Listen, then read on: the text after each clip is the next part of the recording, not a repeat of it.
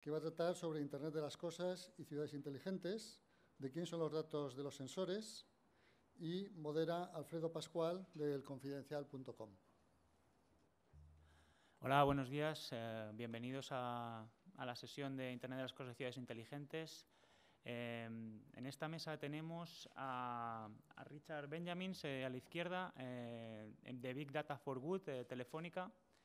Tenemos a Carlos Ventura, que es jefe de telecomunicaciones del Ayuntamiento de Rivas, que, como saben, es una ciudad que empezó en 2004 con esto de las Smart Cities, antes incluso de que se inventase el concepto. Y tenemos a José Luis Piñar, es director de la Agencia de Protección de Datos y ahora mismo imparte la cátedra Google en la Universidad de San Pablo CEU.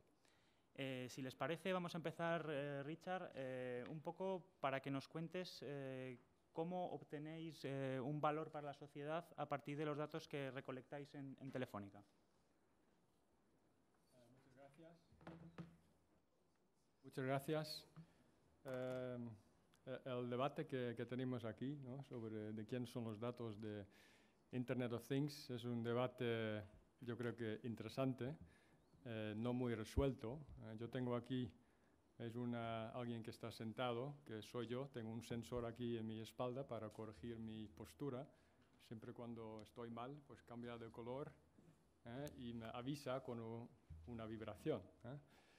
Esto obviamente yo puedo ver aquí, pues como lo he hecho en la semana, en el día, los últimos meses, y esos datos van toda a una empresa pequeña en California. Pues no sé de quién son esos datos que estoy generando, si son los míos o si son de la empresa o no. La verdad es que tampoco me preocupa hoy en día, ¿no? Hay otro ejemplo. Por ejemplo, hace un mes, algo así, salió en la prensa con un título, The Internet of Sexy Things, que no sé si lo habéis leído, pero era una mujer que había denunciado a una empresa de vibradores porque cogía datos de uso del vibrador, ¿no?, y le enviaba al servidor para analizarlo. Y de hecho denunció a la empresa por el uso, ¿no?, el mal uso de datos personales, ¿no? Otra vez la pregunta, ¿de quién, ¿no?, de quién son esos datos y quién los puede usar? Hay muchas más cosas. Por ejemplo, todo el mundo lo sabemos, que los motores de los aviones, ¿no?, son de Rolls-Royce. Y de hecho, Rolls-Royce ni vende los motores, sino los alquila, y en tiempo real todos esos motores envían datos a la sede de Rolls-Royce para el mantenimiento preventivo, etc. O sea, todos esos son datos, ¿no? Algunos datos son más personales, otros son menos, ¿no? El tema de las máquinas de vending con Coca-Cola, pues todos tienen sensores, etc. Pues ahí seguramente no hay ningún problema. El tema de optimización de energía, muchos edificios ya tienen sensores y se captan los sensores y se pueden incluso detectar alarmas, ¿no?, de que este edificio en este lugar pues consume demasiados datos según lo que debería. Y ahí, pues también, supongo que no hay un problema, aunque conocemos un caso de que sí había una desviación importante y era una persona concreta que había traído una calentadora eléctrica porque el aire estaba demasiado alto. O sea, al final, muchas cosas sí tienen que ver con temas personales. A ver, de quién son esos datos realmente, y ahí viene ya, yo creo que puede ser un debate largo. En la legislación se habla del data controller, ¿no?, el data processor, el data subject, la persona, pero el data owner no existe, ¿no? El propietario de datos no existe. Entonces yo creo que es más bien una discusión social que jurídico, y de hecho hay un despacho en Inglaterra que ha hecho un artículo sobre esa pregunta, ¿no? O sea, ¿quiénes son los dueños de los datos de la Internet of Things? Y la respuesta es nadie, ¿no? Como mucho lo que existe es quien colecciona los datos y hace un esfuerzo, hace una inversión, luego se preocupa de la calidad de los datos, etc. Pues esa persona genera una base de datos, y esa persona jurídica o empresa, y bueno, si hay que hablar de propiedad, pues seguramente es esa que ha hecho el esfuerzo y la inversión, que es el dueño de los datos, ¿no? Pero bueno, esto es desde el punto de vista de casi un derecho de explotación económica, ¿no? Y no tanto de los datos que en sí, o sobre quién van. Entonces, para mí es más una discusión social. Yo creo que tiene que ver, por un lado, con toda la discusión que tenemos ahora en Internet, ¿no? El tema de publicidad, sobre privacidad de los datos. Pero no está resuelto, ¿no? Hay un profesor del MIT en Estados Unidos que se llama profesor Pentland, que habla de lo que llama The New Deal on Data, ¿no? O sea, el nuevo trato de los datos, que tampoco está aceptado, pero lo que él dice, ese New Deal es si los datos son agregados, anonimizados, son de quien los colecciona. Si los datos son personales, con nombre y apellido, pues al final son de la persona en sí, ¿no? Y quien lo usa esos datos, quien tiene esos datos, es como el custodian, ¿no? Quien lo hace en nombre de esa persona. Pero esto tampoco está, ¿no? Está articulado jurídicamente. Entonces, es una discusión muy interesante. Carlos, ¿tu perspectiva, Carlos? Bueno, buenos días y nada, gracias por la invitación. Y nada, vamos a empezar con la pregunta del debate de cara de lo que somos las administraciones públicas. En nuestro caso, tenemos infinidad de sensórica. En nuestro caso, como ya comenté anteriormente, empezamos muy pronto, en el 2004, con una generación de una plataforma tecnológica, una red multiservicio, que nos ha ido, digamos, aglutinando una infinidad de datos de control energético, de consumo, de vehículo eléctrico, de electricidad, de movimiento, de conexiones wifi, etc.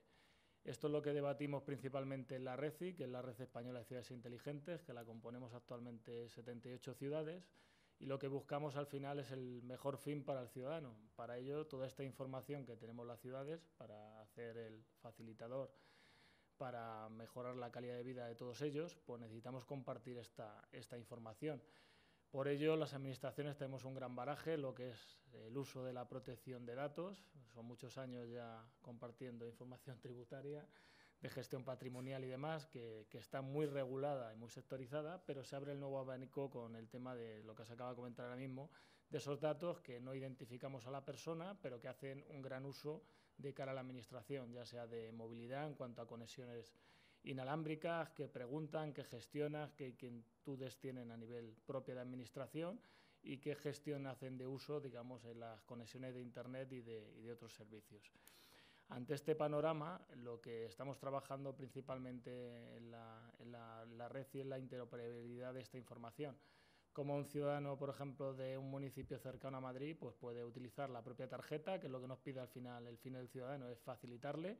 Puede utilizar el propio sistema de, por ejemplo, aparcamiento, de vehículo eléctrico, manejándose en cualquier ciudad que pueda estar a nivel, aquí Comunidad de Madrid o a nivel nacional.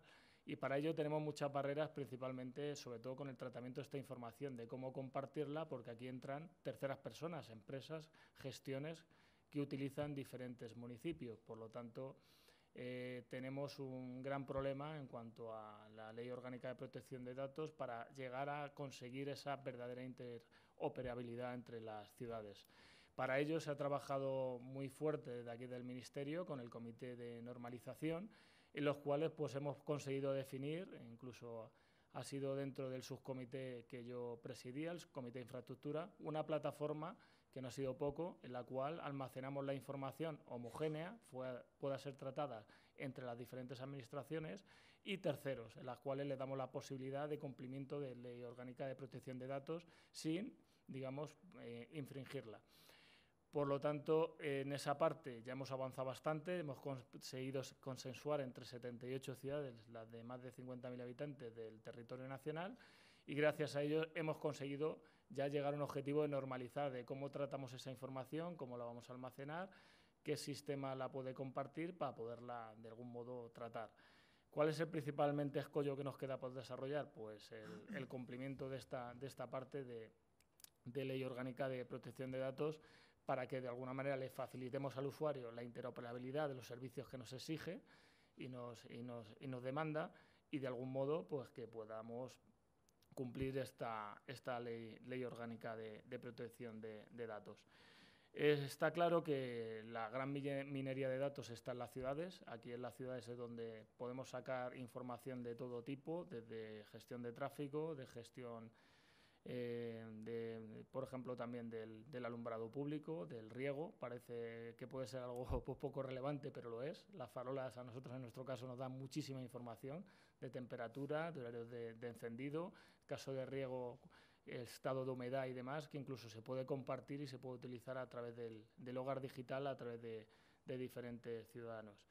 Y nosotros hemos tenido claro siempre la cara de lo que tenemos que hacer las administraciones. Nosotros tenemos que favorecer la parte de la innovación, impulsarla, pero creemos que no somos los que tenemos que liderarla. Para ello tienen que entrar las empresas, los emprendedores, y toda esta minería de datos que creemos que en nuestro fin la tenemos que poner a disposición, facilitarla, que sea interoperable, que sea lo más real en tiempo real posible para poder sacar un mayor rendimiento, una mayor eficiencia y sobre todo un estricto cumplimiento del uso que se hace con esta información.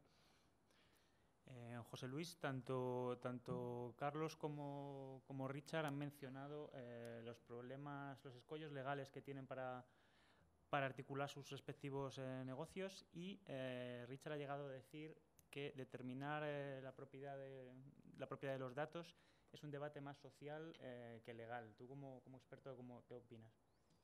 Bien, muchas gracias. Ante todo, hay un pequeño error ahí en mi dato personal.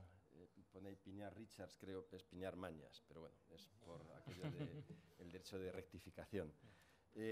No, yo creo que hay un debate que no es tal, en mi opinión. ¿Se considera que la innovación y la protección de datos son contradictorios? Yo creo que en absoluto lo son. La protección de datos no impide hacer casi nada. La protección de datos te dice cómo se deben hacer las cosas.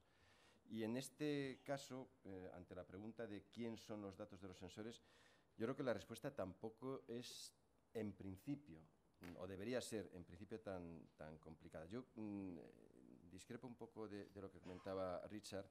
No creo que sea un tema sociológico o un tema que esté por resolver. Yo creo que es muy claro de quién son los datos.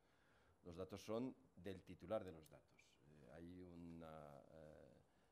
En este caso hay un acuerdo generalizado. De modo que cuando hablamos de sensores que están captando datos personales, esos datos personales son del único titular inicial de esos datos, que es la persona, el afectado, el interesado. Distinto es que debamos identificar o debamos de determinar si estamos o no tratando datos personales. Eso es otra cosa. Puede que en algún caso haya o pueda plantearse dudas acerca de si estamos o no utilizando datos personales. Pero si se utilizan datos personales, el dato personal es del afectado siempre. No es ni del responsable ni del encargado, sino del afectado. Y en este sentido, la ley yo creo que es bastante clara. Si estamos ante datos personales, el concepto está en la LOPD, el concepto está también en el Reglamento General de Protección de Datos, que como se decía esta mañana, se decía también ahora, a partir del 25 de mayo de 2018 será plenamente aplicable y va a plantear no pocos problemas. El concepto está ahí y habrá que determinar qué tipo de datos estamos utilizando. Datos, además, por ejemplo, de personas físicas, no de personas jurídicas. Los datos de personas jurídicas no son datos personales. Con esos no hay ningún tipo de problema en relación con la legislación de protección de datos. Y dicho esto, lo que habrá que hacer es pues aplicar la legislación y los principios. Hay un documento del llamado Grupo del Artículo 29. El Grupo del Artículo 29, como todos sabemos, es el grupo que reúne a las autoridades de protección de datos en la Unión Europea. Y hay un documento de 16 de septiembre de 2014, muy interesante, precisamente sobre Internet de las Cosas, sobre protección de datos e Internet de las Cosas. Y ahí va analizando uno a uno los principios y los derechos, pero partiendo de una perspectiva que yo creo que es la que tenemos que tener, y es esa falsa contradicción entre privacidad y Internet de las Cosas e innovación. Y en este sentido, y con esto ya termino ahora, sin perjuicio del debate, Hay dos criterios, dos principios, hay quien dice que son principios, quien dice que son deberes, en el Reglamento de Protección de Datos, que son el principio de Privacy by Default y Privacy by Design, que son principios que tenemos que tener todos en cuenta. Siempre que se va a proceder a algún tratamiento de datos, hay que tener en cuenta el principio de privacidad desde el diseño y el principio de privacidad por defecto, y luego aplicar los principios, entre otros también los de información, porque, y se dice en el documento y se dice en también en la estrategia del mercado único digital, lo importante es el control sobre los propios datos de carácter personal. Esa es la clave. Es decir, yo creo que hay que definir si estamos o no ante datos personales. Si estamos ante datos personales, son del interesado. Este tiene derecho a saber qué se hace con sus datos, porque debe tener un control sobre esos datos. Y a partir de aquí, tampoco es tan, o sea, es muy complicado, pero tampoco es tan difícil el seguir el hilo de la aplicación de los principios y las reglas de la legislación de protección de datos. Hablábamos antes de la diferencia entre unos datos personales, como bien dices, los que surgen del uso de sensores para la salud o incluso los que tienes en la relación con el banco, que también mencionábamos esto, y otro tipo de datos que son los que surgen de patrones de conducta, ¿no? que se anonimizan y que son los que le valen a una empresa para decir, según esta información, los atascos se hacen a las 9 de la mañana. Son datos aparte que muchas veces no diferenciamos, ¿no? Entre el recolectar datos personales y hacer perfiles, digamos, comerciales, o recolectar patrones de datos para, pues, como en el caso de Carlos, para obtener un beneficio social, ¿no? Claro, ese es un tema también importante. Es que puede llegar un momento en que ya no estemos ante datos personales, sino ante información que se genera a partir de datos personales. Esto es muy distinto. La legislación de protección de datos no se aplica a datos disociados o a datos anónimos o anonimizados. Eso es una se habla de datos y a lo mejor tendríamos que hablar más de información que se genera a partir de los datos. Una vez que el dato se disocia, una vez que el dato está anonimizado, una vez que no se puede identificar a una persona física a partir de un dato, ese dato ya no es personal. Ya deja de ser personal. Entonces ya no se aplica la legislación de protección de datos. Se aplicará otra normativa, se hablaba del Código Civil esta mañana también, pero no la legislación de protección de datos. En principio, esto puede llegar a ser mucho más complicado de lo que ahora estoy haciendo, simplificando quizá demasiado, pero cuando hablamos de datos disociados, no estamos ante datos de carácter personal. Y una pregunta que os hago a la mesa, que es una pregunta que tiene, vamos, yo lo noto en los lectores del periódico, es una pregunta, digamos, de la calle. Si las empresas están haciendo dinero con nuestros datos, ¿no deberíamos recibir una contraprestación? Richard, entiendo que por estar en empresa privada.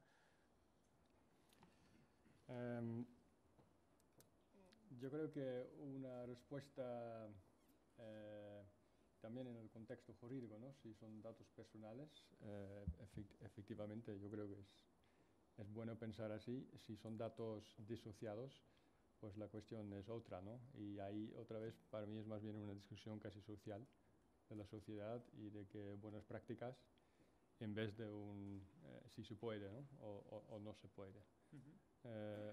Obviamente si disocias los datos, pues no son datos personales y oficialmente no hace falta, ¿no? Preguntar, pero sí hay muchos startups que están cogiendo, ¿no?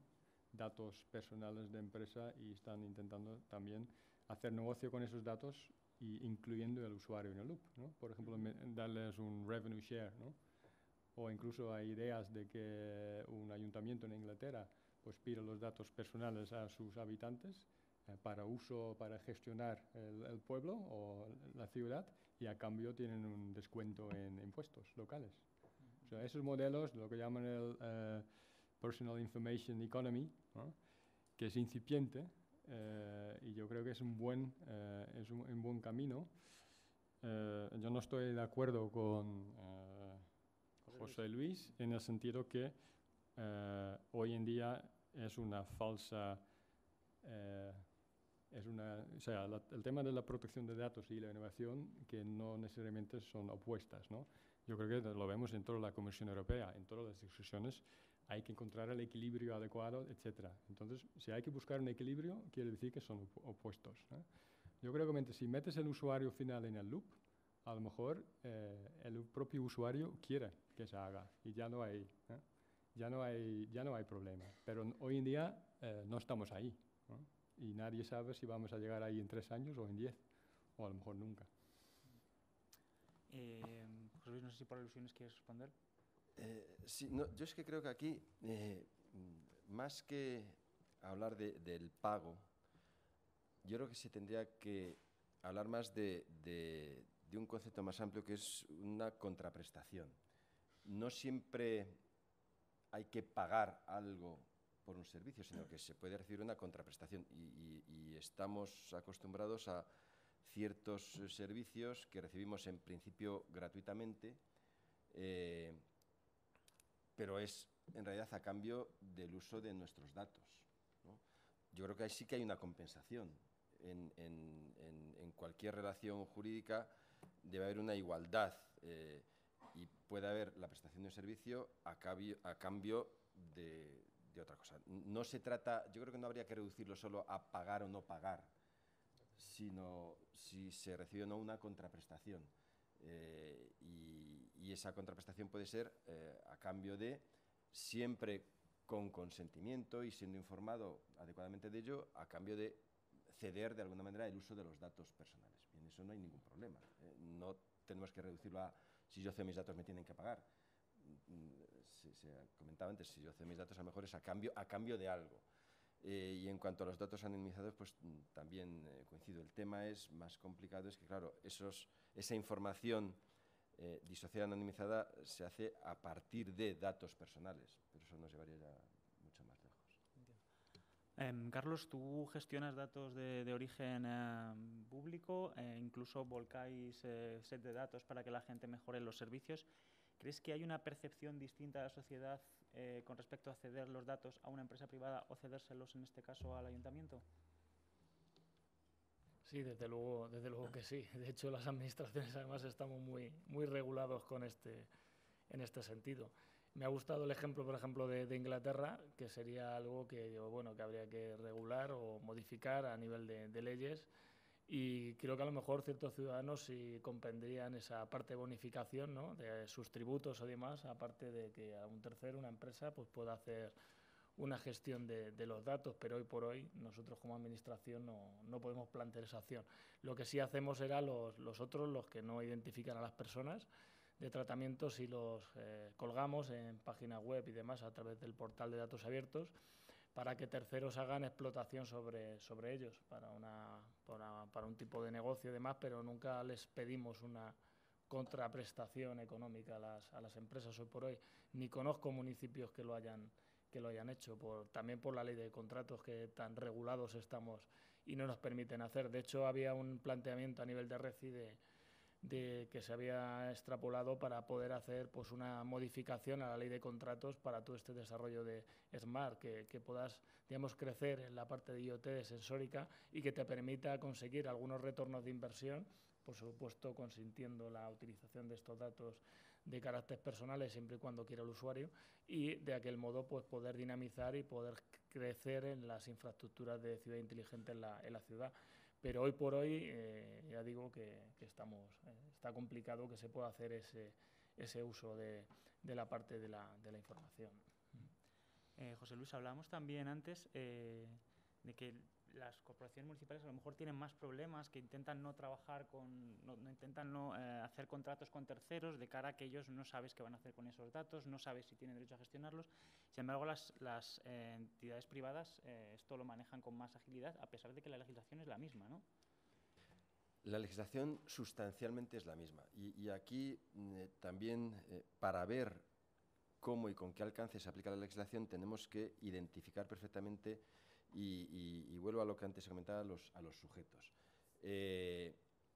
Claro, cuando hablamos de Internet de las cosas, tenemos que identificar quién es, desde el punto de vista de la protección de datos, el responsable del fichero de tratamiento y quién es el encargado. Esto nos lleva a la LOPD. Ahora también al Reglamento General de Protección de Datos, que admite la figura del encargado y del subencargado, pero la regla general es que el encargado solo podrá utilizar los datos de acuerdo a lo que el responsable le permita. Y eso debe quedar muy bien definido. ¿Qué quiere decir con esto? Que el encargado, el tercero que usa los datos, por cuenta del responsable, no puede hacer con estos datos lo que quiera, sino que solo puede hacer aquello que el responsable le autorice y nada más, no puede destinarlos a otra finalidad. Repito, habrá que ver si se disocian, si no se disocian, si estamos o no ante datos personales. Pero el encargado no puede hacer con los datos lo que quiera. Esto es algo que hay que tener muy en cuenta. Por mucha inversión que se haga, por mucho esfuerzo que se ponga, los datos solo se pueden utilizar para la finalidad que haya fijado el responsable, el ayuntamiento o la empresa privada de que se trate. Esa es una regla muy, muy clara dentro de lo que es la legislación de protección de datos. Bueno, yo creo que con esto tenemos una aproximación al tema y cedo la palabra al auditorio por si quiere preguntar algo a los ponentes.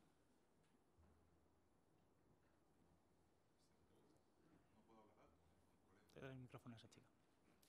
Son dos preguntas muy cortas. La primera es una petición muy sencilla. Y es, Carlos, estamos trabajando muy nebulosamente en Smart Islands.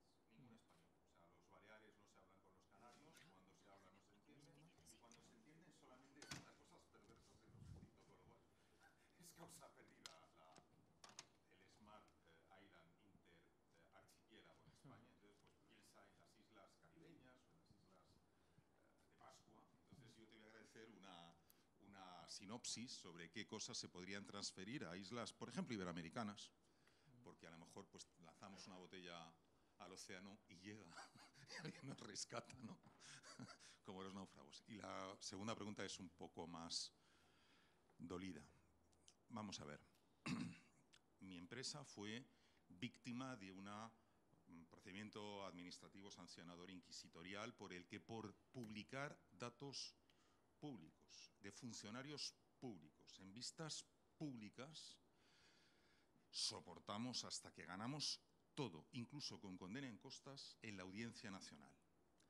Nos hemos ganado el derecho y la legitimidad moral de publicar cualquier cosa que reporte €1 desde el encargado de la recepción en el registro de la Agencia de Protección de Datos hasta el jefe de la Casa Real, si gana €1, mientras ejerce un cargo público o tiene una función pública, por transposición, interpretación de una sentencia de asuntos acumulados en el Tribunal de Justicia de la Unión Europea que la Agencia Española de Protección de Datos ha estado ignorando hasta que ganamos esa sentencia.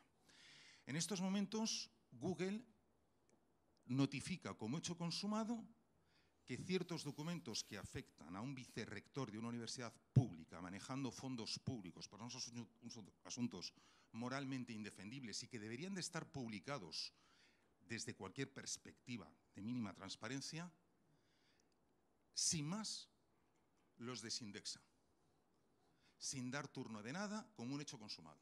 Pues bien, no sé lo que se puede hacer civilizadamente. Como nosotros ya nos hemos ganado una fama de lo que tenemos que mantener en nuestra imagen, vamos a coger los datos de los abogados que trabajan para Google porque son datos profesionales. Y de la misma manera que los datos personales de los funcionarios públicos en asuntos de interés general y de relevancia pública no están sometidos a ninguna protección y que cuando actúan contra quien los publica pueden ser objeto de querellas por malversación de recursos públicos y utilizan al asesor jurídico de la universidad pública para intentar represaliar a quien publica. Así las cosas, tenemos los tribunales y tenemos el efecto Streisand, por el que vamos a hacer muy famoso a todo el que haya intervenido en censurar la información de relevancia pública sobre las actividades de un vicerrector de una universidad pública, que no es el que crees, es otro, ¿eh? Es otro, es otro. Entonces, no sé si la cátedra de Google tendrá algún interés, pero querríamos publicar sobre lo que nos recomienda, porque de momento la mejor opción es querellas y efecto Streisand. Digo que sí se van a enterar de eso y de la historia personal de la directora de los servicios jurídicos de Google, entrevista a entrevista. Gracias. Bueno, entiendo que sobre todo los segundos más una reflexión. No sé si, José Luis, tienes algo que decir. No lo sé. No, vamos a ver. No, hay algunas cosas que sí que merecen una reflexión. Primero, entiendo que es un asunto ante la Agencia Española de Protección de Datos que nunca actúa inquisitorialmente, jamás. Tengo pruebas en contrario. Ya, pero que jamás actúa inquisitorialmente. Lo digo como exdirectora de agencia. La administración pública y el régimen sancionador español, afortunadamente, no es inquisitorial desde hace muchos años. Porque ahora la Ley 39 de 2015, antes la LOPD, el Reglamento de Potencia Sancionadora, permite siempre dar audiencia al interesado. Es un procedimiento contradictorio. Otra cosa es cómo lo puede uno calificar.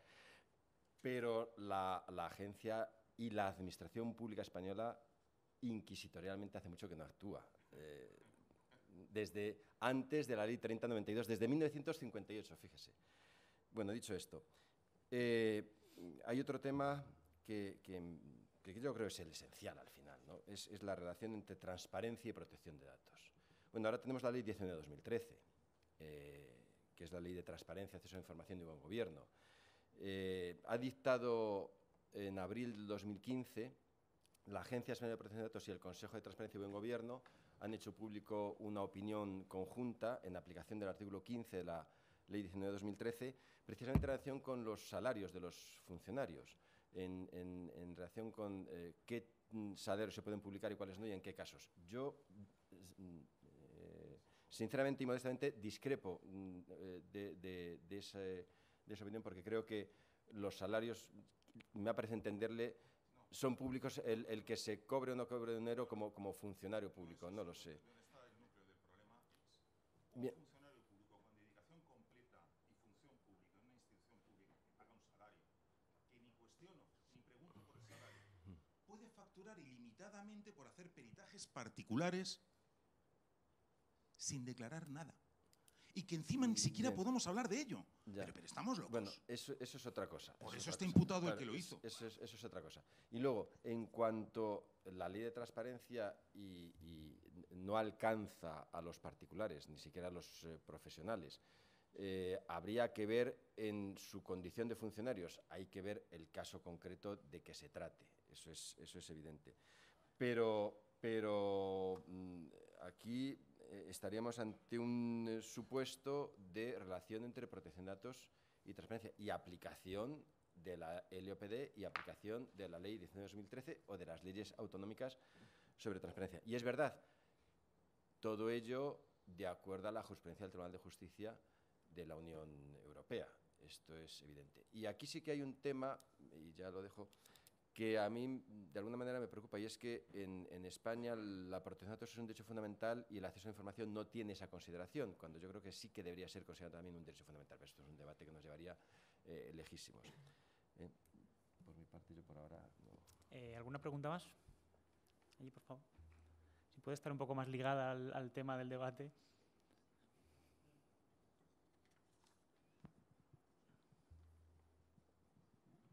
Hola, buenos días. No sé si se me entiende. Sí.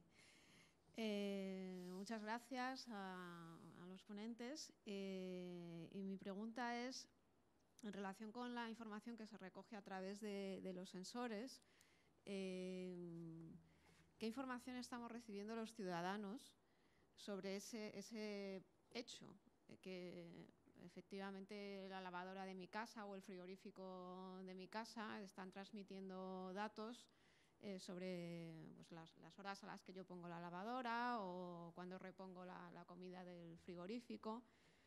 Que eso sí entiendo que son datos personales.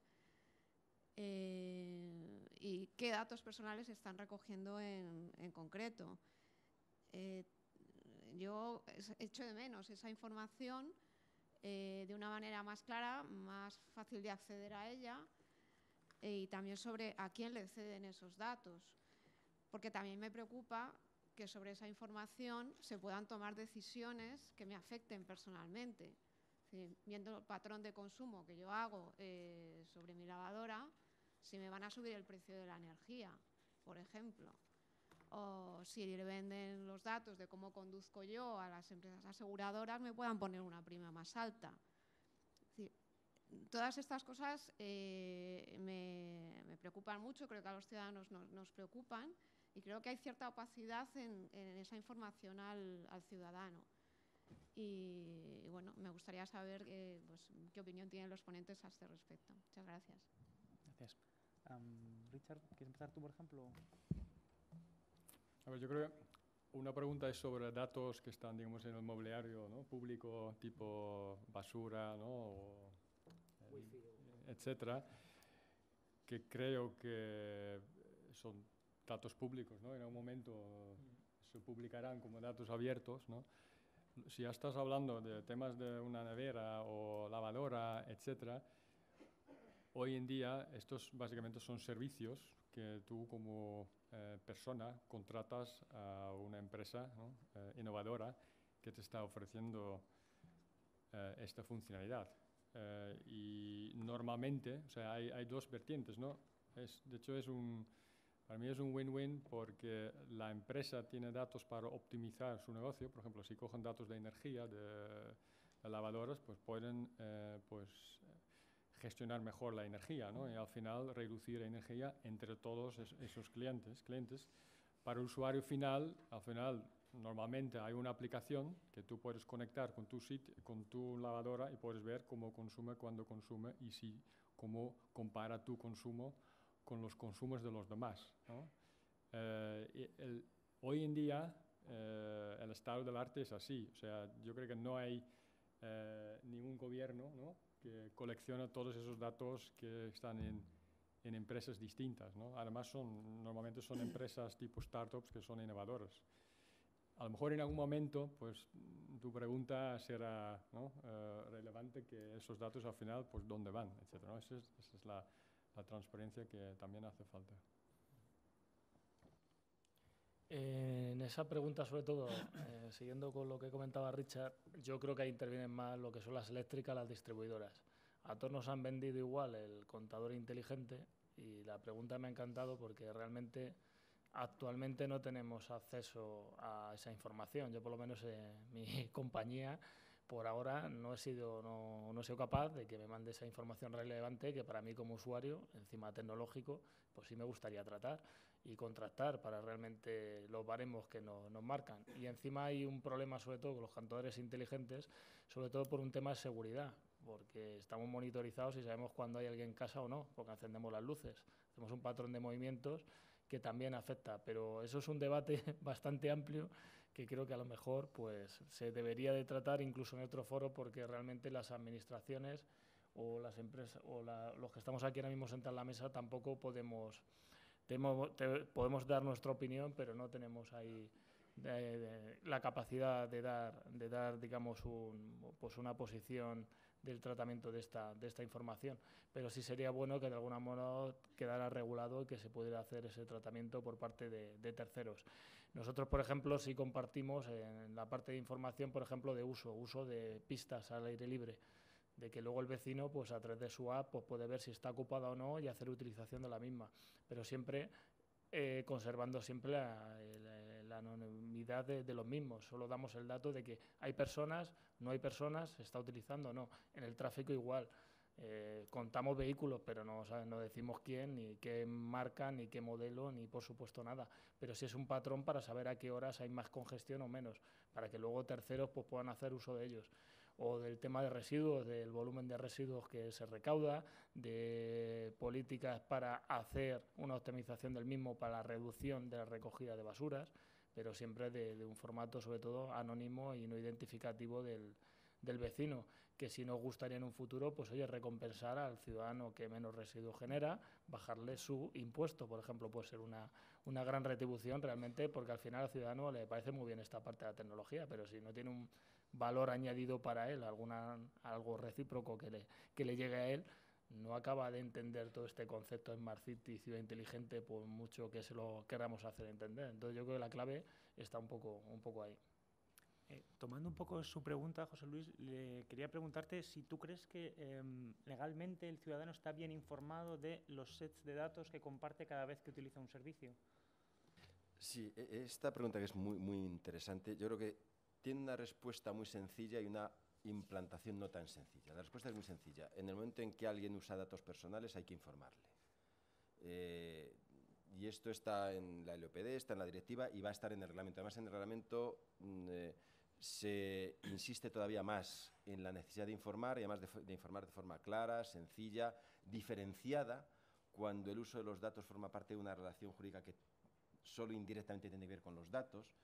Hay que diferenciar. Entonces, el tema es tan sencillo como que en el momento en que alguien trate datos personales tiene que informar de una serie de cosas, qué datos trata, para qué, cuál va a ser la finalidad, si va a haber o no cesiones, incluso quién los trata, porque muchas veces no sabemos ni siquiera quién los trata, quién trata mis datos, a efectos de que pueda ejercer yo mis derechos ante ese responsable. Luego, la respuesta es bastante sencilla.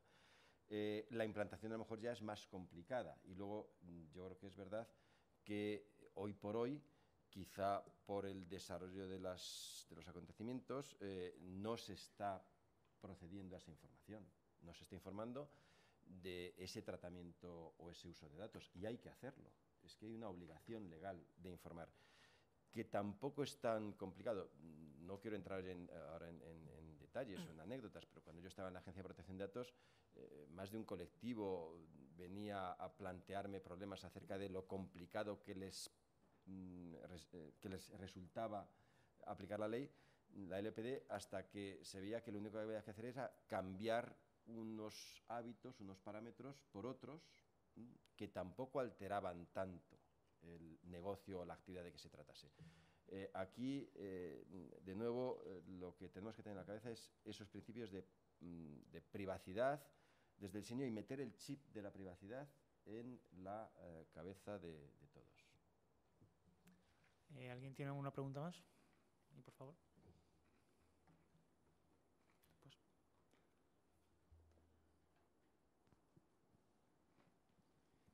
Aquí se ha hablado de que es posible anonimizar los datos de forma que dejen de ser datos personales.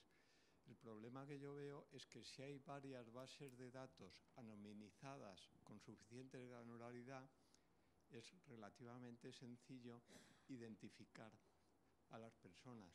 Entonces mi pregunta es ¿qué límites habría que poner a esto?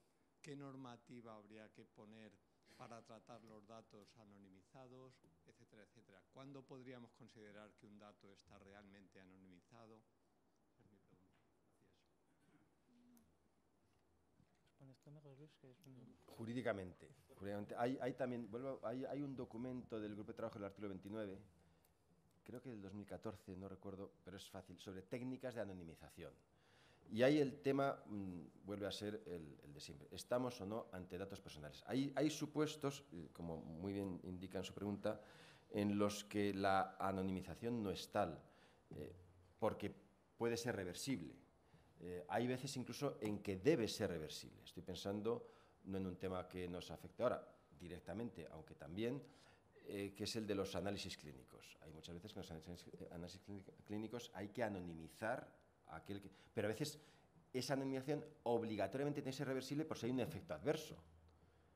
Tenemos que saber a qué persona de todas aquellas que estuvieron sometidos a esos análisis clínicos, experimentos clínicos más bien, le ha generado este efecto adverso para reaccionar de inmediato y sabiendo quién es, porque si no lo sabemos, estamos afectando un interés vital. Entonces, si hay supuestos en los que es posible reidentificar a la persona, eso no es una buena o correcta técnica de anonimización.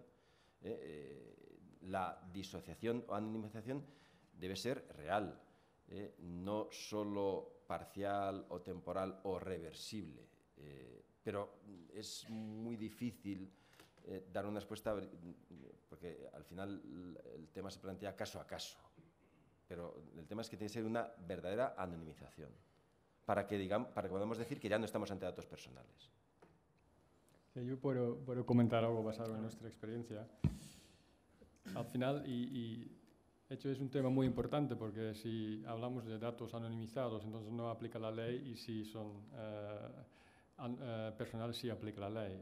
El tema justamente está en que esa anonimización no es tan fácil, y porque la tecnología cambia mucho, hoy en día puede ser casi, porque nunca es siempre irreversible, pues en 6 meses puede haber cambiado, ¿no? Y eso es muy, muy complicado, pero hasta el propio INE, ¿no?, que hace el censo nuestro, que son entrevistas muy profundas con muchos datos personales de muchas personas, y al final el censo y los resultados salen cada vez. Ahí también todo este proceso de anonimización, ¿no? Lo más importante es que es de buenas prácticas, que tú como empresa has hecho lo que se puede considerar razonable para cumplir con unos pasos para que los datos están anonimizados, ¿no? Y eso incluye, por ejemplo, el privacy by design, el privacy by default, tomar algunas acciones y documentarlo, hacer un impacto de assessment de privacidad en caso de que al final algo va mal.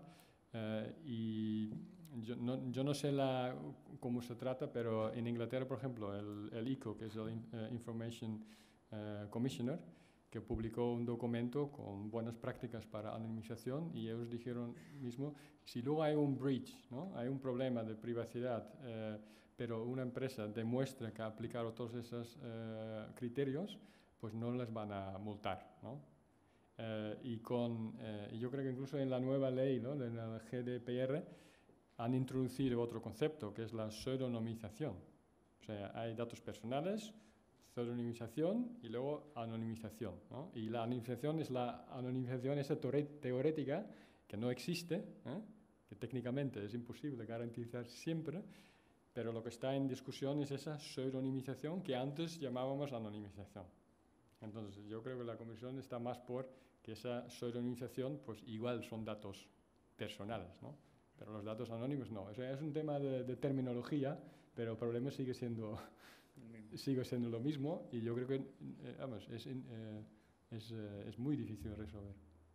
Pero bueno, la técnica buena, ¿sabes?, de anonimización también mejora mucho. Nosotros enviamos algo al gobierno alemán, ¿no?, que es el país con más restricciones de ese tema, de un algoritmo de anonimización, y ellos dijeron que efectivamente eso está bien hecho y lo consideraron de manera anónimo.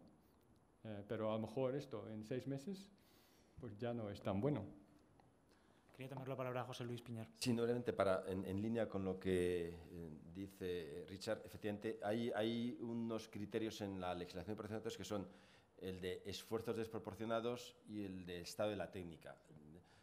Se puede exigir aquello que sea exigible en cada momento, es decir, no se pueden exigir esfuerzos desproporcionados a nadie, ni ir más allá del estado de la técnica. Y esto es muy importante a la hora de determinar no ya si ha habido anonimización, sino si ha habido una infracción.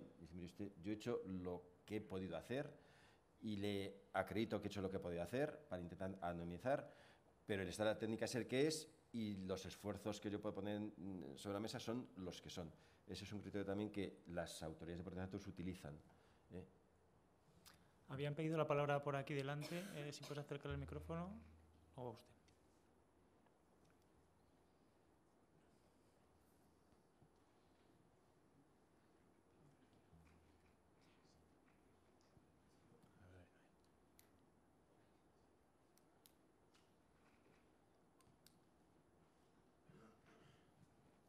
Vamos a ver, la verdad es que habéis contestado bien a la pregunta que tenía inicial, pero ahora os hago otra aprovechando que tengo el turno de palabra, ¿no? Vamos a ver, después de esto hay una mesa, no sé en qué orden, que va de Big Data.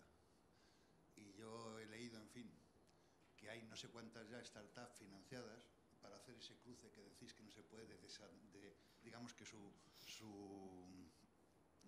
misión, su objetivo de negocio es precisamente producir, digamos, la correlación entre las bases y desanonimizar, como se diga la palabra, los datos. Lo cual es obvio en un mercado en que precisamente el negocio, los modelos de negocio consisten en eso, en personalizar al cliente final lo mejor que se pueda para llevarle el producto correspondiente, ¿no? Y eso me lleva a la siguiente historia, y es,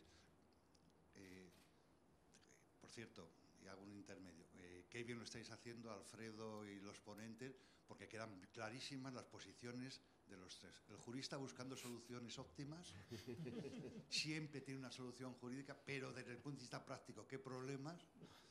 La administración, como siempre, tratando de resolver los problemas, yo me quedo todos los datos y tal, hasta que al final se los doy limpios para el tercero, típico de europeo, y en fin, la gente que está en el mercado viendo los problemas, lógicamente, qué hacer entre el negocio de la libre circulación y cuanto tal, y en definitiva el respeto, lógicamente, a la legalidad, ¿no?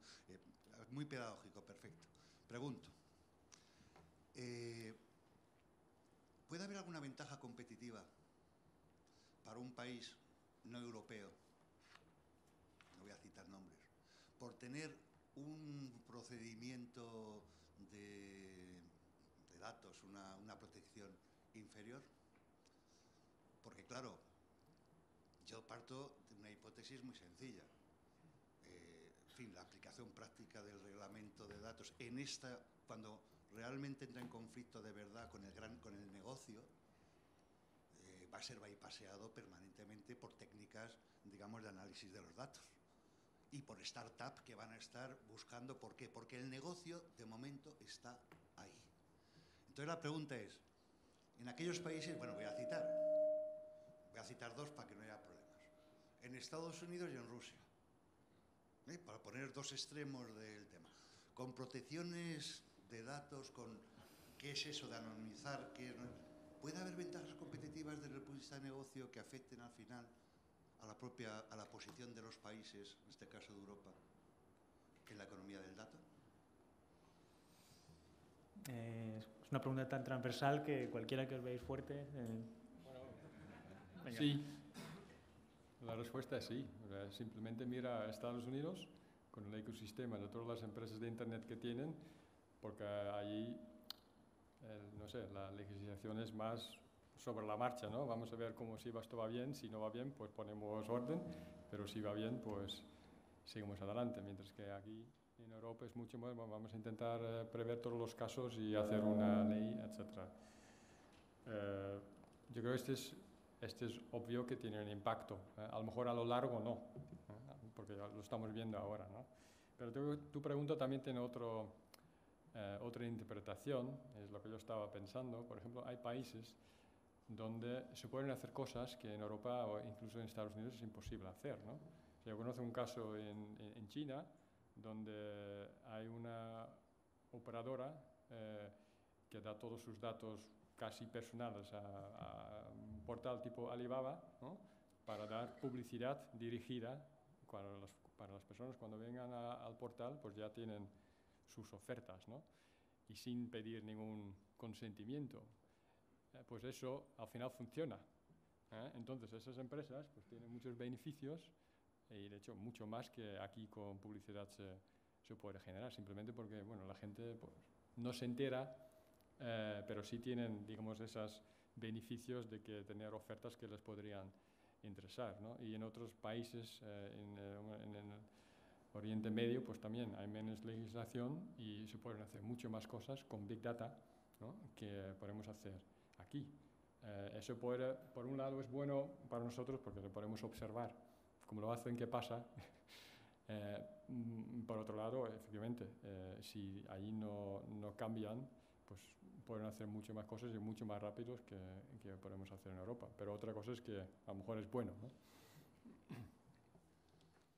Yo opino igual, que tiene una gran ventaja competitiva y sobre todo en un país como el nuestro, enfocado a servicios turísticos, principalmente, pues ahí podemos tener una gran oportunidad. Un poco de relevancia con Smart Island, como han comentado anteriormente, pues nos podría posicionar, si la ley no se contrapone contra nosotros mismos, para que nosotros como administraciones de toda esa información de turistas y demás que acceden aceptando el consentimiento para la reutilización, para dinamizar y hacer una experiencia más cómoda para que el visitante que viene a nuestro país puede visitar. Por lo tanto, yo rotundamente igualmente coincido que sí. Y de hecho, además, cambiaremos un poco el modelo de nuestro país para que no seamos solo principalmente un sector turístico, sino que generemos empresas de valor añadido como las americanas, sobre todo en el sector TIC, y podemos de alguna manera pues, salir de la situación que estamos actualmente. Por lo tanto, yo creo que habría que repensar esa situación y hacer más dinámica la ley para que nos permita, digamos, posicionarnos y generar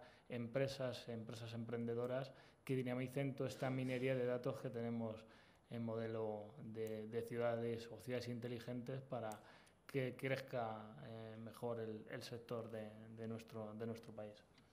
¿Consideras tú, José Luis, que la normativa europea con respecto a otras un poco menos reguladas supone un problema competitivo para las empresas? Por supuesto que sí. Ahora, hay que continuar la reflexión. Por supuesto que supone un problema competitivo. Esta, como tantas otras, como tantísimas otras, también lo son las restricciones medioambientales y las políticas sociales y tantísimas cosas, ¿no? Evidentemente que una normativa más restrictiva en materia de protección de datos que no nos permita en Europa hacer tratamientos que a lo mejor en otros países sí son admisibles, pues supone una limitación quizá y una desventaja competitiva. Pero claro, aquí el tema es hasta dónde, o qué es lo que está dispuesto a renunciar Europa. Y luego me ha parecido muy interesante que Jesús Villasante, en su interesantísima exposición, nos ha recordado que uno de los principios de Internet es el rule of law, es el respeto al derecho y que en Internet tiene que haber tantos derechos en el mundo virtual como en el mundo físico. Yo creo que eso es esencial. Y luego yo creo que tendríamos que tener la suficiente fortaleza como para darle la vuelta al argumento y decir que la protección de datos es una ventaja competitiva y que genera más confianza. Uno de los temas capitales, todos lo sabemos, en cuanto al desarrollo del comercio electrónico es la falta de confianza. En cuanto al desarrollo de Internet es la falta de confianza. Una Internet fiable, confiable y empresas que generen confianza en el mercado y en los usuarios, eso también genera una ventaja competitiva. Por tanto, yo creo que tendríamos también que ver esa perspectiva. Un marco regulatorio en materia de protección de datos, siempre y cuando no sea un marco fundamental. Yo siempre he dicho que lo peor que uno puede ser en protección de datos es ser fundamentalista. Eso es lo peor. No podemos tirar del hilo como para romperlo, porque si lo rompemos ya, pues apagámonos, ya no podemos hacer nada, ¿no? Pero siendo realistas, tenemos que tener muy claros cuáles son los principios a los que en Europa no podemos en ningún caso renunciar. Nos quedan 5 preguntas y hay 5 minutos y hay 2 preguntas concertadas. Una es para él y la otra era la suya. No sé si va a haber tiempo para la suya, lo siento. Buenos días. Mi nombre es Ricardo Oliva y quisiera preguntarle a Richard y a José Luis lo siguiente.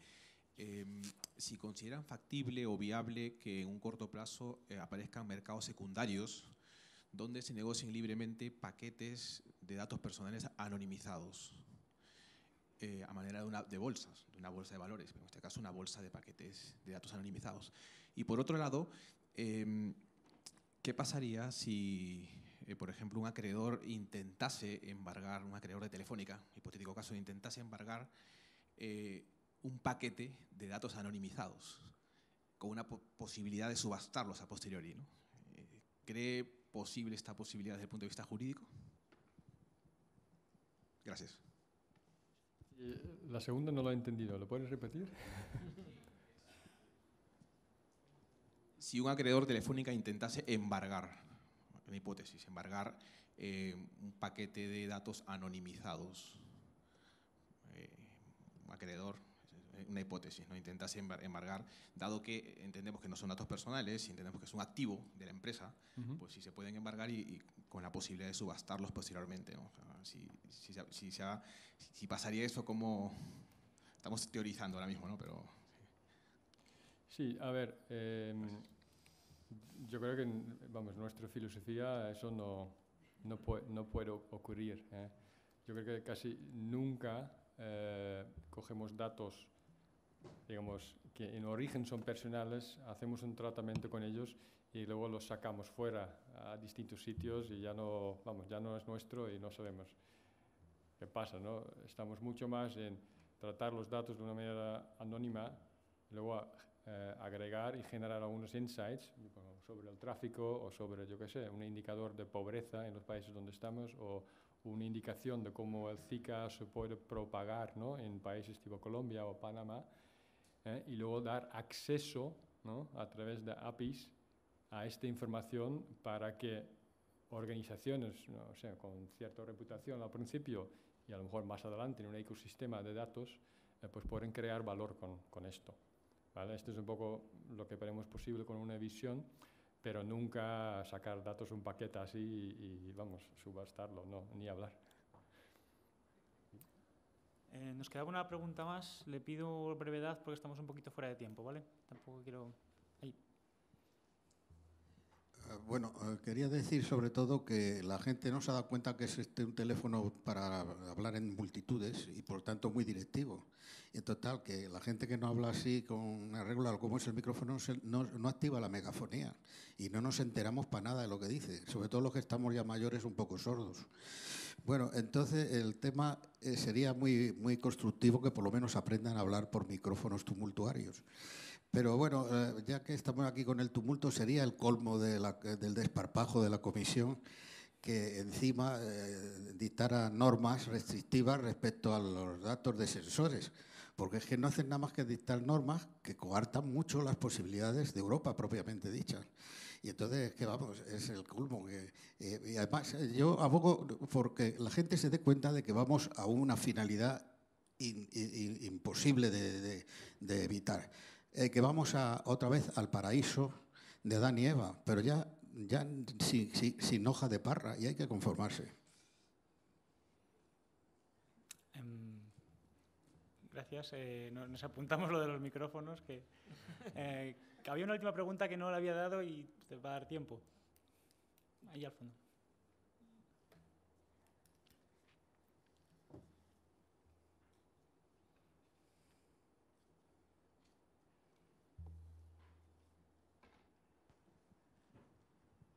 Hola, buenos días, soy Enrique.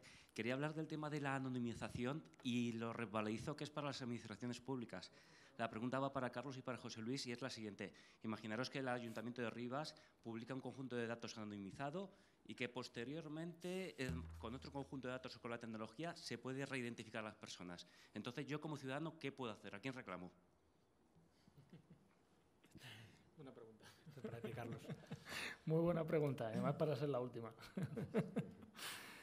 Pues puede reclamar usted directamente, sobre todo a la administración, directamente en nuestro caso, vamos, nosotros los tenemos bien anonimizados y demás y publicados y hacemos un control exhaustivo sobre ello. Entonces, si usted detectara algo como lo que acaba de comentar, pues por supuesto comentarlo, pero vamos, intentamos seguir el estricto orden y garantías para que nunca pueda llegar a suceder este caso. Y en el caso de que, por ejemplo, la administración no te hiciera caso, ¿cuáles serían los otros cauces? No, yo creo que aquí habría que identificar una vez más los sujetos que han actuado y cuál es la concurrencia, entre comillas, de culpa que ha habido o que se puede imputar a cada uno. Y luego, pues, reclamar si cada uno ha cumplido con lo que tenía que hacer. No lo sé, hay que ir caso a caso. ¿Que se puede reclamar? Por supuesto. ¿Ante quién? Habrá que identificar. Deduzco que aquí el caso sería un supuesto eso de concurrencia de culpa, ¿no? Y habría que ir por la vía de la acción de responsabilidad de la administración contra el particular en su caso, pero habría que identificar los sujetos que han actuado. Bueno, pues esto ha sido todo. Muchas gracias por venir y muchas gracias a los ponentes por su actuación.